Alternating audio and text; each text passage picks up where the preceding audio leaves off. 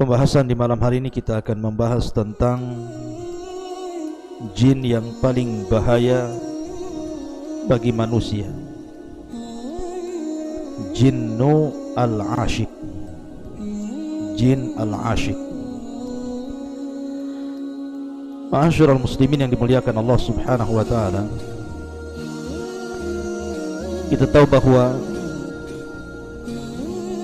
jin diciptakan oleh Allah Subhanahu wa taala setelah Allah Subhanahu wa taala menciptakan para malaikat dan sebelum Allah menciptakan Adam alaihi salatu wassalam. Kehidupan jin sama dengan kehidupan manusia, dan jin juga mukallaf sama dengan manusia berdasarkan firman Allah Subhanahu wa taala, "Wa ma khalaqtul jinna wal insa illa liya'buduh." Tidaklah aku ciptakan jin dan manusia kecuali keduanya disuruh untuk beribadah kepada Allah Azza wa Jalla. Dan di antara jin ada orang-orang atau jin-jin yang saleh. Wa inna minnas salihun. Dan di antara kami ada jin-jin yang saleh. Wa minna duna dzalik. Tetapi ada yang tidak saleh, ada yang jahat. Kunna tara'iqa qidada. Kami ini bertingkat-tingkat, kata jin. Lah di antara jin yang menjadi anak buah iblis yang paling jahat dan selalu menggoda manusia adalah jinnul ashik. Jin yang disebut dengan jin al-ashik. Siapa jin asyik ini?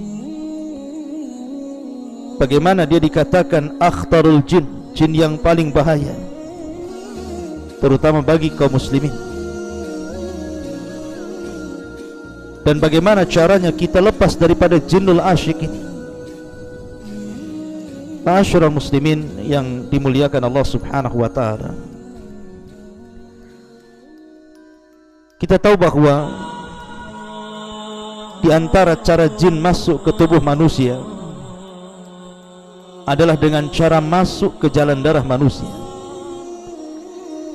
Dan itu berdasarkan hadis Safiyah radhiyallahu anha yang dikeluarkan Imam Bukhari dan Muslim. Nabi SAW bersabda, "Inna syaitana yajri min ibni Adam majradah." Sesungguhnya syaitan masuk kepada Bani Adam itu dari jalan darah Bani Adam. Disitulah kemudian jin masuk ke dalam tubuh kita, kemudian mengganggu kita. Makanya ada sebuah hadis Nabi SAW pernah mengatakan dalam hadis Aisyah radhiyallahu anha, kata Nabi SAW, "Inna fikum al-mugharribun." Sesungguhnya di antara kalian ada orang-orang yang disebut al-mugharribun. Kemudian Aisyah radhiyallahu anha bertanya kepada Rasul, "Wa mal mugharribuna ya Rasulullah?" Apa yang dimaksud mugharribun itu, wahai Rasul? Maka Nabi SAW mengatakan, "Alladzina yashtariku fihimul jin." Orang-orang yang jin selalu ikut serta bersama mereka, itulah mugharribun. Dari sini kita tahu bahwa ada orang-orang yang mereka senantiasa bersama jin, jinul ashik, dan tidak suka dengan yang lainnya. Oleh karena itulah maka kenapa jin asyik ini dikatakan akhtarul jin, jin yang paling bahaya? Karena dia tidak mau melepaskan orang yang disukainya. Maka disebut asyik karena dia mencintai manusia. Jin yang sudah tergila-gila kepada manusia, sehingga dia tidak akan melepas orang yang dicintainya. Makanya jin ini paling bahaya, yang disebut dengan jinul asyik ini. Lalu apa saja a'radul jin asyik ini? Apa saja gangguan-gangguan jinnul asyik kepada manusia ini. Para ulama mengatakan yang paling bahaya biasanya jinnul asyik ini adalah menggoda manusia-manusia yang belum menikah, anak-anak muda yang belum menikah, ataupun gadis-gadis muda yang belum menikah. Maka anak muda dan gadis-gadis ini akan dinikahi oleh jin dalam tidur-tidur mereka, sehingga kemudian ditanamkan perasaan tidak suka menikah. Makanya kita lihat ada anak-anak muda yang usianya sudah 40, 50, 60, ada yang belum menikah. Ketika ditanya hanya senyum-senyum saja.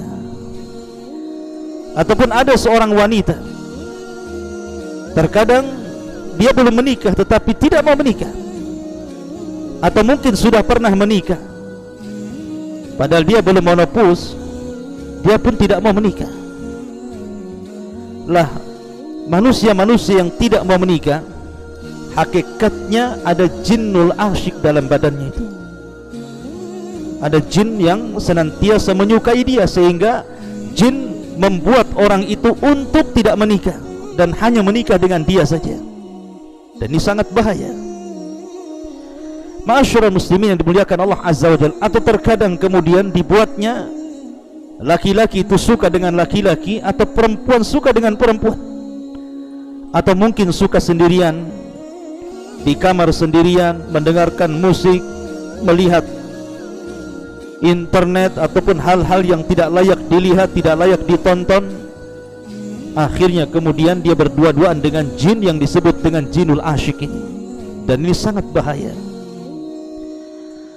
Ataupun kata para ulama, jinul asyik ini kalau sudah bersama manusia, maka dia akan membuat manusia itu jauh dari agama, dimalaskan salat, dimalaskan doa, dimalaskan zikir, kemudian didorong-dorong untuk bermaksiat kepada Allah Azza wa Jalla, berzina dan yang semacamnya. Terutama dibencikan Al-Quran. Maka orang-orang yang dimasuki jinul asyik ini dimalaskan ibadah, terutama membaca Al-Quranul Karim. Kemudian juga di antara godaan-godaan jinul asyik kepada manusia, manusia ini selalu sempit dadanya. Jadi dhaiqu fi sadrihi, merasa sempit dadanya. Kemudian terkadang syadidul hazni daim, jadi kalau sedih itu sedih terus, tidak pernah berhenti. Umpamanya orang kena musibah, entah meninggal orang yang dicintainya, orang tuanya, anaknya, pasangannya, dibuat sedih terus, seolah-olah kemudian tidak ada hentinya. Ataupun kemudian kata para ulama juga, mimma yu'ayyidu ila halati minat ta'bid daim, termasuk juga adalah dibuat ta'ab selalu, dibuat susah selalu, letih selalu, lelah selalu. Sudah minum jamu sana, jamu sini, obat sana, obat sini, urut sana, urut sini, bahasa kita ya, tapi badan ini lemah terus. Maka dalam badan orang tersebut ada jinnul asyik namanya.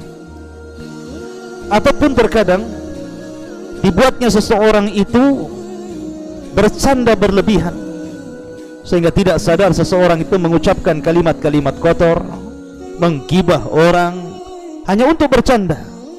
Atau syiddatul ghadab, atau terbalik, mungkin dibuat orang itu marah bersangatan, entah apa maksudnya, tiba-tiba dia marah, tersulut emosi sedikit dia emosi, marah, dan begitu seterusnya.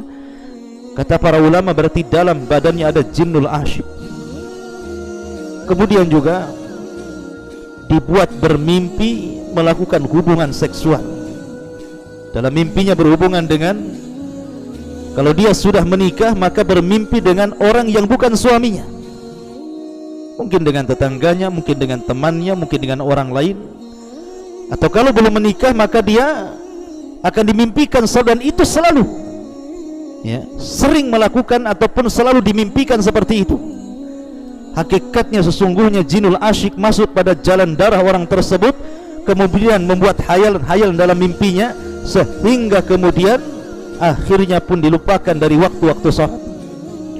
Lah, dari sini kata para ulama, kenapa jinul asyik ini sangat bahaya sekali. Lalu bagaimana caranya supaya kita ini terhindar dari jinnul asyik ini? Yang pertama, qiraatu ayatil kursi. Bacalah ayat kursi. Berdasarkan hadis Bukhari radhiyallahu an, dari Abu Hurairah radhiyallahu an, ketika Abu Hurairah radhiyallahu an kemudian menjaga pembendaharaan zakat, tiba-tiba ada pencuri, rupanya dia adalah syaitan. Kemudian syaitan ini mengatakan kepada Abu Hurairah, "Ya Abu Hurairah, maukah ku ajarkan kepadamu, idza awaita ila firashik, kalau engkau hendak menuju pembaringanmu, faqra ayatal kursi, bacalah ayat kursi, lan yazala ma'aka minallahi hafidhun wa la yaqrubuka syaitanun hatta tusbih." Maka Allah subhanahu wa ta'ala akan senantiasa menjagamu, dan tidak ada satupun setan yang bisa mendekatimu sampai subuh. Makanya bacalah ayat kursi sebelum tidur, supaya tidak datangi jinnul asyik. Kemudian yang kedua, qiraatu akhir ayataini min suratil Baqarah fi kulli lailatin.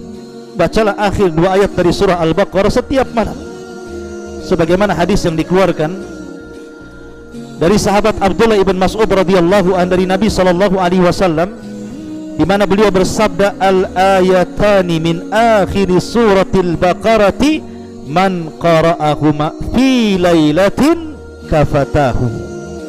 Kata Nabi SAW, dua ayat di akhir surah Al-Baqarah, barang siapa yang membaca keduanya setiap malam, kafatahullah, maka Allah subhanahu wa ta'ala akan senantiasa menjaga dia dari syaitan. Kemudian yang ketiga, doa yang diajarkan Nabi SAW yang disebut dengan zikir pagi dan petang.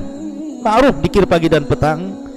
Ada zikir yang dibaca pagi hari, ada yang zikir yang dibaca sore hari, dan itu sangat membantu kita untuk menjauhi dari gangguan jinnul asyik ini.